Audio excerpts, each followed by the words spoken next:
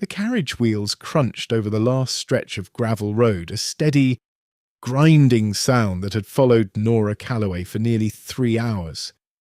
Each pebble seemed to protest separately, then together, and then separately again, as though the valley itself were deciding whether to welcome her or warn her off. She leaned her temple against the cold glass.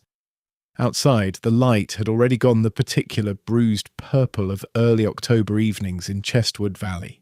Trees stood too close to the lane, branches scraping the roof now and then with dry, whispering fingers. She had come for silence, or something close to it. The driver, a man whose name she hadn't caught and didn't ask for, muttered something about the festival already starting. Lanterns, he said. Music. Too many people for this time of year. Nora made a small sound that might have passed for agreement. She was 49. Retired from the city archives 5 months earlier than anyone expected, and tired in a way that had settled into her bones like damp rot.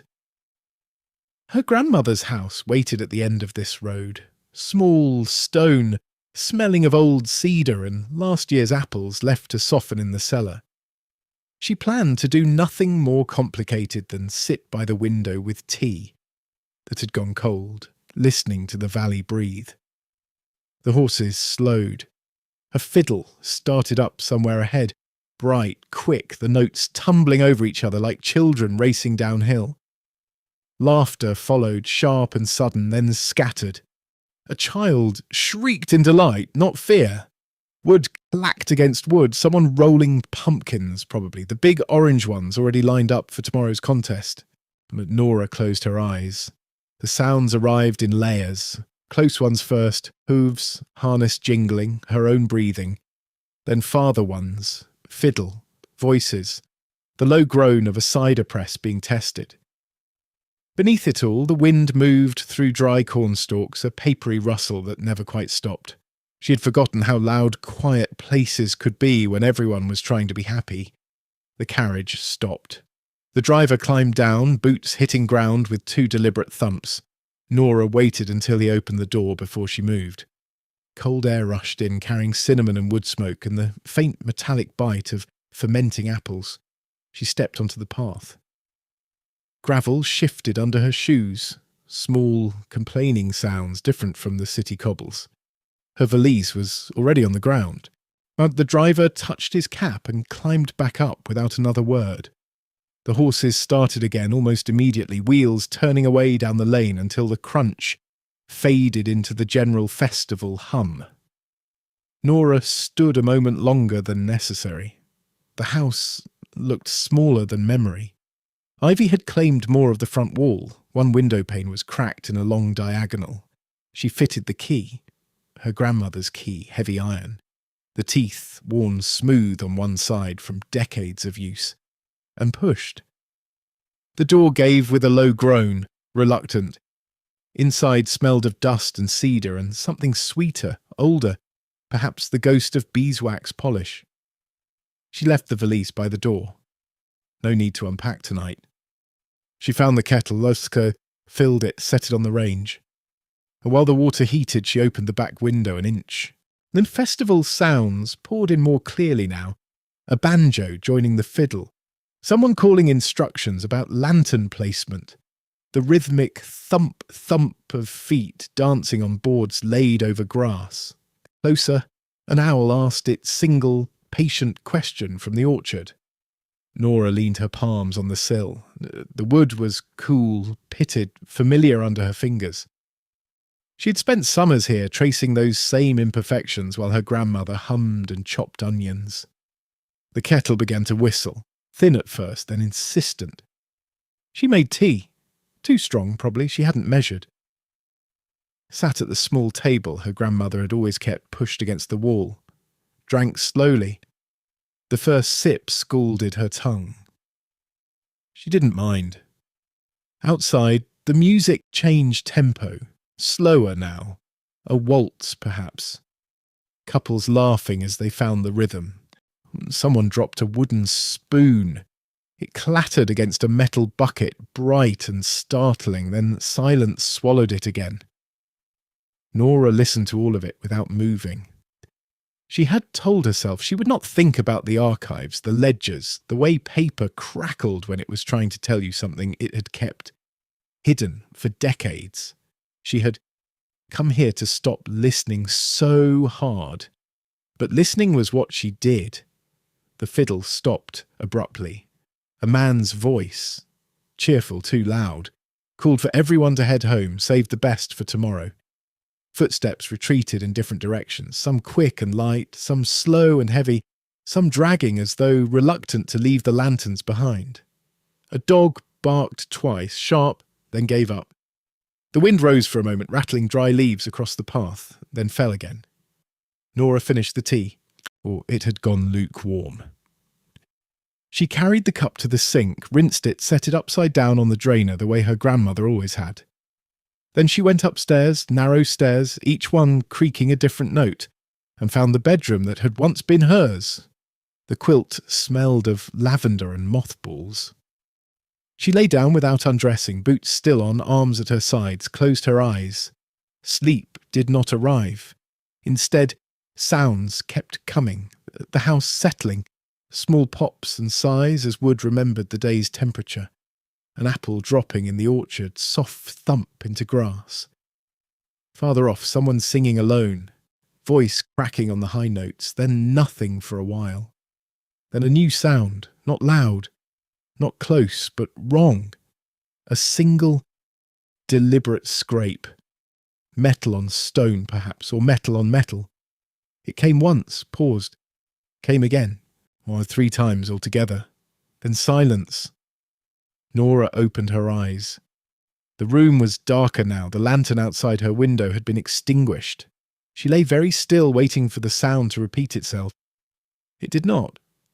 She told herself it was nothing. A gate latch, a shutter, someone locking up the last stall. But the sound had been too careful. She sat up, stockings still on, boots still on, crossed to the window and looked down. The path was empty. Lanterns farther off glowed orange through branches. The festival grounds, half a mile away, maybe less, were mostly dark now, only a few scattered lights moving like fireflies that had forgotten how to fly home. She listened harder. Nothing, only wind, only leaves, only the valley breathing. She returned to the bed but did not lie down again. Instead, she sat on the edge, hands folded, waiting for morning. When the first grey light arrived, thin, reluctant, she was already dressed. She walked the lane toward the festival grounds because her feet took her there. Not because she decided to go. The air smelled colder now, sharper, carrying frost and the faint rot of fallen pumpkins left too long in the grass. Birds had started, small busy chirps, then a crow's harsh complaint. Underneath it all, the cornstalks still rustled, restless. She reached the entrance arch. Twisted branches wrapped with ribbons already beginning to fray, and stopped.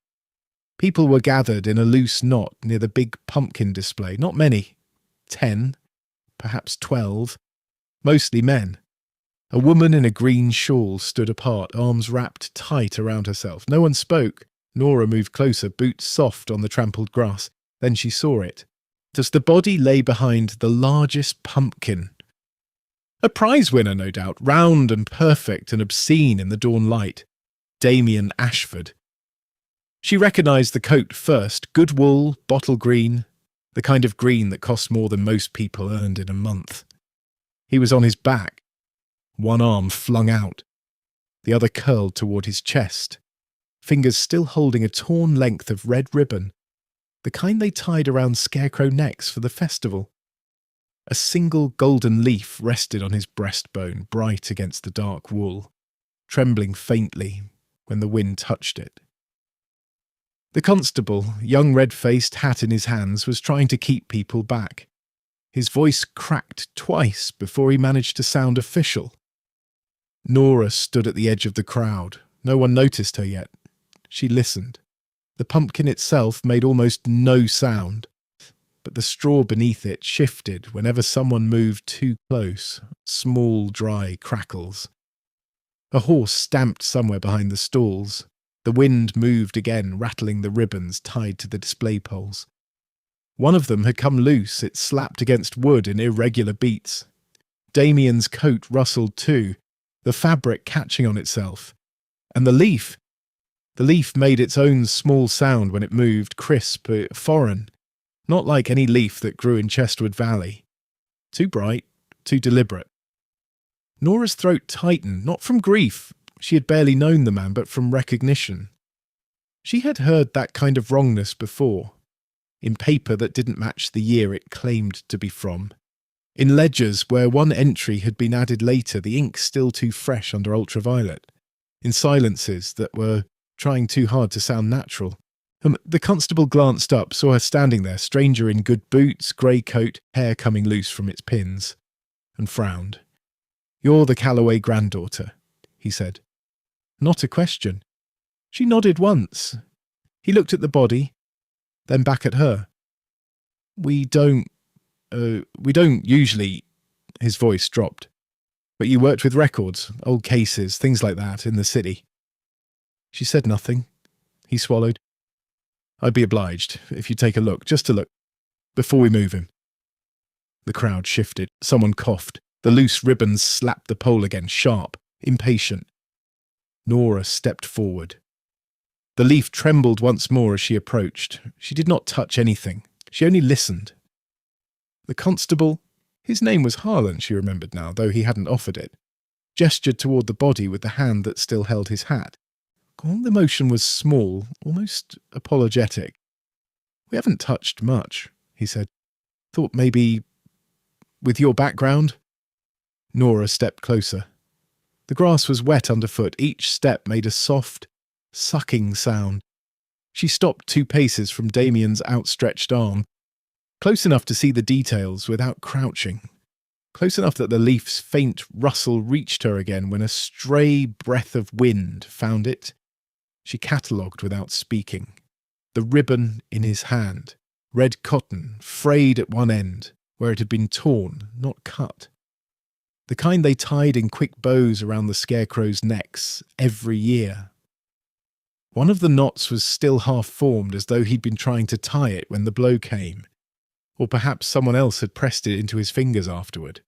The fabric was damp now, darker at the edges from dew or blood. She couldn't tell which without leaning in, and she wouldn't lean in. His coat had ridden up slightly on the left side. A thin line of white shirt showed beneath. No obvious wound there, but the way the cloth bunch suggested pressure. Something heavy had pressed down. A knee, perhaps, or a hand. The golden leaf sat precisely in the centre of his chest. Not fallen there by chance, placed. Its edges were perfect. No insect damage, no tear. Too perfect for October in the valley. The local oaks dropped brown and brittle things. The maples gave red that curled at the tips. This one was broad, almost heart-shaped, veins still bright against the gold. When the wind moved again, it lifted one corner, crisp snap, then settle, making a sound like thin paper being turned in a quiet room. Nora's fingers flexed at her sides. She wanted to lift it, turn it over, listen to the way it spoke when held to the light, but she kept her hands in her pockets. Harlan cleared his throat. "We're thinking heart attack, maybe. Or he fell. Hit his head on the pumpkin cart there." He nodded toward a low wooden wagon half hidden behind the display. Its wheel had a fresh splinter. She didn't answer right away. Instead, she listened to the people behind her. The crowd had grown. 20 now, maybe more. Whispers moved through them like wind through corn. Sharp intakes, small gasps. One woman soft repeated, "Oh no, oh no." A man coughed once, dry and nervous. Someone shifted weight. Leather creaked. Boots scuffed dirt. All of it ordinary. All of it wrong in this moment. She turned slightly. Maya Osi stood near the back of the knot, her arms folded, scarf missing from her neck. The same scarf Nora had seen looped around a fence post yesterday evening during setup. Bright teal, fringed. Now the post stood bare. Maya's face was calm. Too calm. Her breathing came in short, controlled pulls that didn't match the stillness of her hands. Nora looked away before Maya noticed the attention. "Could we speak somewhere quieter?" she asked Harlan. He nodded too quickly. They walked toward the cider barn, 20 paces, no more. The ground sloped gently. Her boots slipped once on wet leaves. Inside the barn the air changed, thick with apple must and old wood. The big press stood silent now, its handles still damp from last night's work. A single lantern burned on a hook, throwing long shadows across barrels. The door closed behind them with a soft thud. Harlan took off his hat again, or turned it in his hands. "I don't know what I'm asking," he said, "but you've seen things like this in records, patterns." "I saw bodies in ledgers," she said. "Not often in person." He waited. She walked to the nearest barrel, rested one palm on the cool oak. The wood was smooth under her fingers, worn in places where hands had gripped for decades. "Tell me what you know already." He spoke in bursts. Damien had been seen last night around 10, arguing with someone near the pumpkin weigh-in. No one admitted hearing what was said. He'd walked off alone toward the big display, said he wanted to check the ribbons on his prize entry. No one saw him after that. His housekeeper found his bed untouched this morning. The doctor wouldn't come until noon. He was delivering a baby 2 valleys over. "And the leaf?" she asked. Harlan blinked. "Leaf?" "The one on his chest." He frowned, as though trying to remember if he'd seen it. "Must have fallen there. Plenty of leaves about." She said nothing. Outside, voices rose again, sharper now. Someone calling for the cart to be brought round. Someone else saying no, but wait for the doctor. A child started crying, the sound cut off abruptly as though a hand had covered the mouth. Nora moved to the open doorway, watched. Elliot Crane had arrived. Damien's partner. Tall, thin. Coat too large for the season. He stood at the edge of the crowd, hands in pockets, staring at the body without blinking.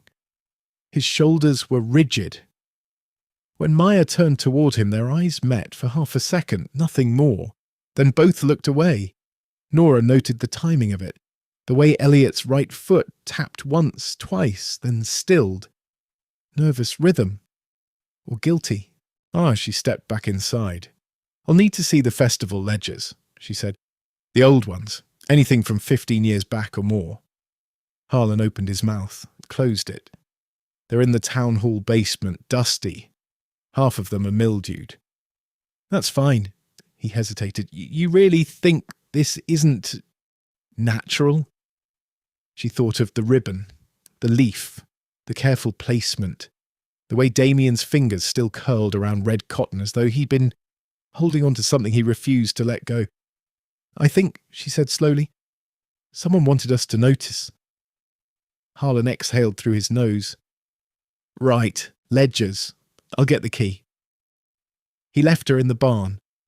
She stayed a moment longer, listened to the apple scents settle around her, heavy and sweet.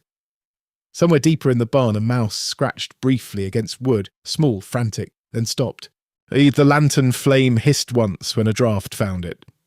Nora walked back outside. The crowd had thinned slightly, people drifting toward the entrance arch, reluctant, glancing over shoulders.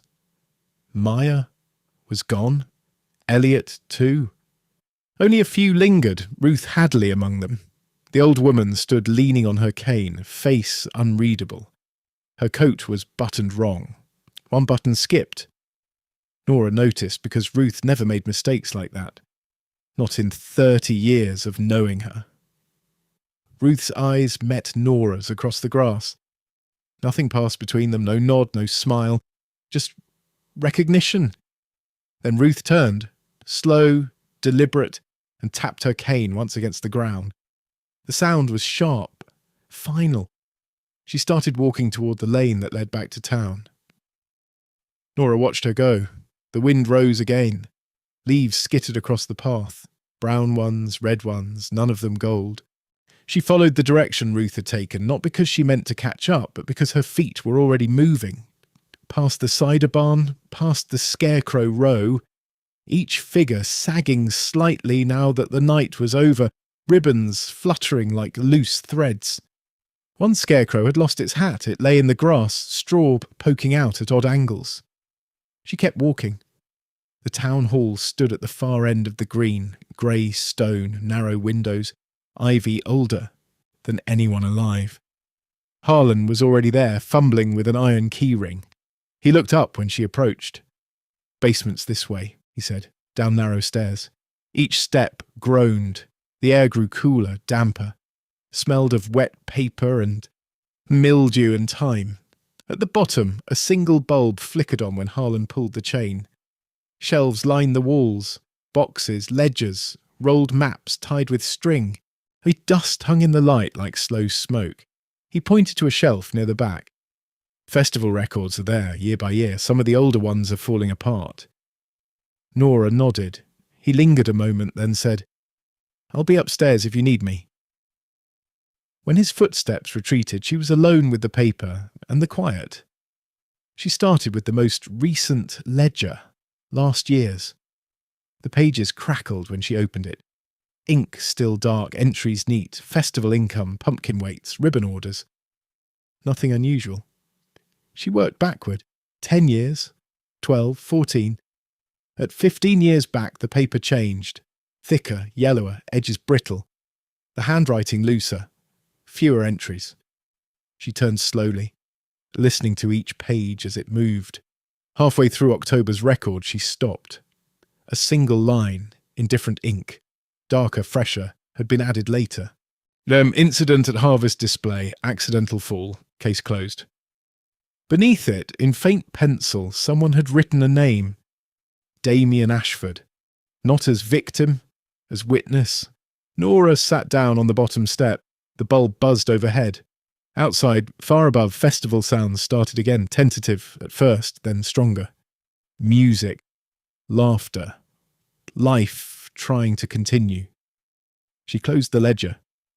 The crack when it shut was louder than it should have been. She stayed there another hour. Maybe longer. Time slipped in the basement the way it always did around old paper. When she finally stood, her knees protested. She carried the ledger upstairs. Harlan was waiting at the front desk, pretending to read a report. She set the book down between them. 15 years ago, she said. Same festival, same place. Someone fell, or was pushed. Damien was there. Harlan stared at the cover as though it might speak. "Anyone else?" he asked. Someone wrote his name in pencil, lightly, as though they weren't sure they should. He swallowed. "You think—" Someone waited. She didn't answer right away. Instead she thought of the golden leaf, the way it had sounded when it moved, foreign, deliberate, carried from somewhere else. "I think," she said, "someone remembered." She left the town hall with the ledger under her arm, wrapped in brown paper Harlan had found behind the counter, the kind used for posting notices. It felt heavier than it should have. Not the weight of pages, but the weight of what had been left unsaid inside them. The afternoon had thickened. Clouds had moved in low and grey, pressing the festival sounds downward until they seemed to come from underwater. Music still played near the main stage. Fiddle and banjo, slower now, more mournful than anyone probably intended. Laughter came in fits and starts, as though people were remembering they were supposed to be enjoying themselves. A child ran past Nora, dragging a stick along the fence rails. Clack, clack, clack, clack, regular as a metronome. Then the stick snapped. The child stopped, looked at the broken end, and started crying without sound. Nora kept walking. She passed the scarecrow row again. In daylight they looked less like guardians and more like tired sentinels. Straw leaking from seams, faces painted too brightly, eyes staring at nothing. One had lost both arms. They lay crossed in the grass like someone waiting for a coffin. She paused beside the nearest figure. Its ribbon was still tied neatly at the neck, red, like the one in Damien's hand. She reached out, hesitated, then touched the knot. cotton ruff under her fingertips, damp. The wind moved through the straw. It sighed. She let her hand drop. Farther on, Jasper Vane was packing his camera. Black cloth draped over the tripod like a shroud. He worked methodically, lens cap first, then shutter release, then folding the bellows with small, careful clicks. Each movement made a distinct sound: snap, click, soft, leather creak. He didn't look up when she approached. "You were here last night," she said. Not a question. Jasper's fingers stilled on the cloth. "Everyone was. But you had the camera." He finished folding, straightened. His eyes were red-rimmed, not from crying, she thought, but from staring too long through a viewfinder. "I take pictures. That's the job." "Did you take any of Damien?" A beat. Then "A few. Standard shots, prize pumpkin, ribbon cutting. The usual." She waited. He exhaled through his nose. "I delete the bad ones, always do. Blurry, overexposed. People don't like seeing themselves caught wrong." "Any of him last night?" Jasper looked past her shoulder toward the big display where men were now lifting Damien onto a stretcher. The canvas creaked under the weight. Someone muttered instructions. The stretcher wheels squeaked against the uneven ground. "I might have one," Jasper said finally. "Caught him arguing with someone. Didn't think much of it at the time. Festival arguments happen. Drink, money, old grudges. I deleted it this morning. Reflex." Nora tilted her head. "Show me the camera." He hesitated, then opened the side compartment. Saw small glass plates stacked like playing cards. He pulled one out, held it to the grey light. Shadows moved across the negative, two figures near the pumpkin cart, one gesturing sharply, the other standing very still. Faces unclear, but postures unmistakable. Damien's coat, Elliot Crane's two large sleeves. "You can develop it," she said. "I could, if I wanted to keep it." She didn't press, just nodded once. He slid the plate back in, closed the compartment with a soft click. When she turned to leave, he spoke again, quieter. "The leaf. On his chest. That wasn't from here." She stopped. "Golden rain tree," he said. "Kelreuteria paniculata. Not native. Grows in warmer places. Someone brought it. Deliberately." Nora looked at him properly then. "You know trees." "I know what doesn't belong in a picture." She left him there, folding the last of his cloth. The festival was trying to carry on. Stalls reopened. Cider poured in thick streams. Apples bobbed in tubs of water. Children shrieked when they missed. But the sounds felt thinner, hollowed out. Even the music had lost half a step. Nora found Cleo Park near the apple-bobbing stall. Damien's niece, 26, maybe 27, wore a simple wool dress the colour of dried leaves. She was smiling at a small boy who'd just pulled an apple from the water with his teeth. Water dripped from his chin. Cleo laughed. "Light? Practiced?" The laugh ended too quickly. When she saw Nora approaching, the smile stayed, but her eyes changed. "Miss Calloway," she said, "you're staying longer than planned." "I am." Cleo wiped her hands on a cloth. "They're saying it was natural causes. Heart, maybe. They're saying a lot of things."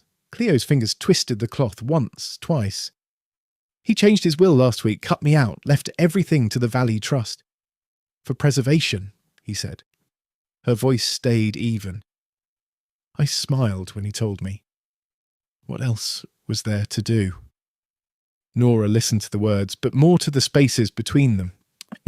Cleo's breathing was shallow, quick, then held, then quick again. The way people breathe when they're reciting something rehearsed. "You were here last night," Nora said. "Everyone was. But you stayed late, after the music stopped." Cleo looked at the water in the tub. An apple floated there, turning slowly. "I wanted to see the lanterns go out, one by one. It's peaceful." Nora said nothing. Cleo lifted her eyes. "You think I did it?" "I think someone waited a long time." The girl's mouth tightened. Well, not anger, something closer to exhaustion. 15 years is a long time to wait. Nora didn't react, just let the number hang. Cleo dropped the cloth onto the stall edge. He ruined people, not just me, Maya's farm, Ruth's house, Elliot's partnership. He collected things, land, money, grudges, like they were prizes. Maybe someone finally collected him. She turned back to the boy at the tub, handed him a towel without looking at Nora again. Nora walked away. Dusk came early, grey bleeding into darker grey. Lanterns were lit one by one along the paths, small flames flickering inside glass, throwing circles of gold onto trampled grass. The festival would end tomorrow. Already people were packing, tents coming down with slow, heavy thumps, poles clattering, voices calling goodbyes that sounded final. Nora returned to her grandmother's house. Oh, the door groaned when she pushed it open. Inside, the air was still. She lit the lamp on the table, match scratch, flare, soft hiss as the wick caught. Shadows jumped, settled. She sat at the kitchen table with the ledger open, turned pages slowly. The pencil note beside Damien's name, 15 years old now, was faint, but the pressure of the hand that wrote it had been firm. Someone had wanted it remembered, even if only by themselves. She thought of Ruth Hadley, the old woman's cane tapping this morning, sharp, measured. The way she'd looked at Nora across the grass. Not surprised, not afraid, just waiting. Nora closed the ledger. Outside, wind moved through the orchard. Apples dropped, one, then another. Soft thumps into wet grass. Somewhere farther off, a dog barked, once, twice, then fell silent. She stood, crossed to the window, looked out. The valley lay quiet now. Lanterns, distant, small as fireflies. Festival sounds had faded to almost nothing, only the occasional creak of a cart being wheeled away, the rustle of leaves chasing each other down the lane. She listened harder. Beneath it all, something else. A single soft sound, almost nothing. A leaf, crisp, gold, brushing against stone. Not here, not yet, but close. Nora's hand tightened on the window frame. She knew then, quietly, certainly, that the answer was already in the house. In the sounds she had carried with her since childhood. In the way her grandmother used to hum while sorting old papers. The same small tune that had just played on the festival stage. An hour ago, in the memory of a night 15 years earlier when she, 12 years old, always had hidden behind the pumpkin display and heard two men arguing, low voices, sharp words, then a sudden silence that lasted too long. She hadn't understood then, she understood now. The leaf had been brought back. The ribbon had been torn again. The pattern had been repeated. And the person who remembered best was still here. She turned from the window. The lamp flame steadied. She would wait until morning. Some truths needed darkness to ripen. Sunday morning arrived without announcement. No birdsong explosion, no sudden light, just a slow greying of the sky, as though the valley had decided quietly that night was finished. Nora woke before the first rooster. She had not slept deeply, only drifted in the shallow water between waking and memory. The quilt was twisted around her legs. She straightened it with careful movements, smoothing the lavender-scented folds the way her grandmother used to smooth sheets after a long illness. Habit, not comfort. Downstairs the range was cold. She lit it anyway. Match struck, flare, small crackle as kindling caught. She set the kettle on, filled it from the pump at the sink, 3 slow pumps, water sputtering at first, then steady. While it heated, she stood at the back door, looking out. The orchard was still. Apples lay scattered in the grass, some split open, brown flesh already softening. Leaves had fallen thicker overnight. The path to the lane was carpeted in red and gold and brown. No wind yet. The silence felt deliberate. She made tea. Weak this time. Carried the cup to the table and sat without drinking. The ledger waited there, closed. She did not open it again. Instead, she listened. Far off, the festival grounds were waking, a hammer striking wood, tent stakes being pulled, canvas flapping as it was folded, voices calling to one another, short, practical sentences. Someone laughed once, low and tired. A cartwheel squeaked, then another. The sounds arrived in pieces, carried on the still air, then faded again. She finished the tea. It had cooled in her hands. She put on her coat, the same grey wool she had worn since Thursday, and walked out. The lane was empty. Her boots made soft thuds on the leaf carpet. Each step stirred a small rustle, like paper being turned in a hurry. She passed the scarecrow row without pausing. Their ribbons hung limp now, faded by dew. One had come completely untied. It lay in the grass like a dropped promise. The festival grounds looked smaller in daylight, stalls half dismantled, the pumpkins stacked in crates ready for market. The big prize one, Damien's, had been rolled away sometime in the night. Only a flattened circle of straw remained where it had stood. She found Ruth Hadley near the entrance arch. The old woman sat on a low bench that had once held cider jugs. Her cane rested across her knees. Coat buttoned correctly today. Face calm. Eyes on the horizon. Not on Nora. Nora stopped a few paces away. Ruth spoke first. "You always were a quiet one, even as a girl, listening more than talking." Nora said nothing. Ruth's fingers traced the cane's handle, worn smooth, dark from years of grip. "He took my house," she said, "not with a gun. With paper. Taxes he arranged. Notices he delivered himself. Said it was progress.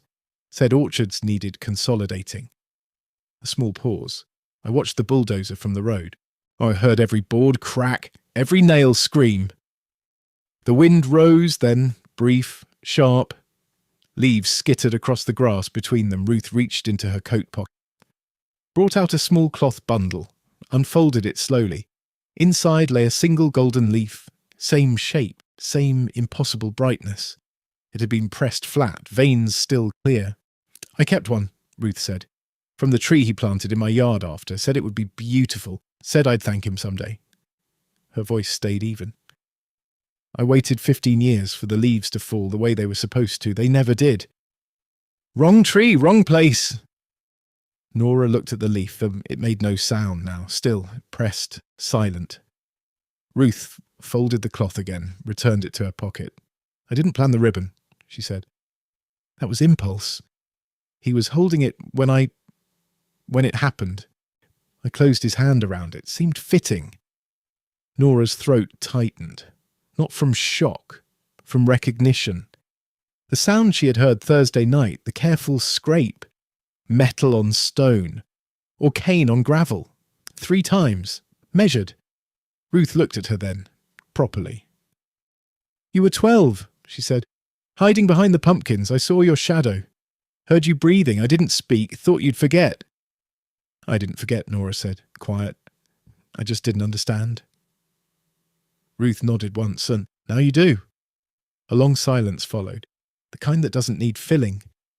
In the distance, the last cart rolled away. Wheels crunching gravel. Fading. Ruth stood, slow, joints protesting with small clicks, leaned on her cane. "I'm not asking you to lie," she said. "I'm asking you to let the valley keep its festival, its pumpkins, its music. Without this stain." Nora looked past her toward the empty display space. Straw still scattered. A single red ribbon caught on a splintered post, fluttering once, then still. She thought of the ledgers, the pencil note, the way paper remembers pressure long after the hand has gone. She thought of her grandmother's house, the quiet she had come for, the quiet she would take with her when she left. "I came here to rest," she said. Ruth waited. "I think I'll stay a little longer." Ruth exhaled, a small sound, almost a sigh. Not relief, acceptance. She turned, tapped her cane once against the ground, sharp, final, and started down the lane toward town. Her steps were slow, deliberate. Each one made its own small rustle in the leaves. Nora watched until she disappeared around the bend. Then she walked back to the house. The door groaned when she pushed it open. Inside smelled of cider, cold tea, yesterday's wood smoke. She hung her coat, lit the range again, sat at the table. Outside, the valley settled. Wind moved through the orchard, soft now, almost gentle. Apples dropped, one, another. Soft thumps into grass. A bird started somewhere, tentative, then stronger. Nora listened. The sounds were the same as Thursday, or almost, but she heard them differently, the creak of settling wood, the drip of the pump, the faint tick of the clock on the mantel. Steady now, no longer hurried. She rose, crossed to the window, looked out. The lane was empty, lanterns gone, only leaves moving. She closed the curtain, not forever, just for today. Tomorrow she would open the ledgers again. Or perhaps not. Some truths belonged under golden leaves, some under snow, some under time.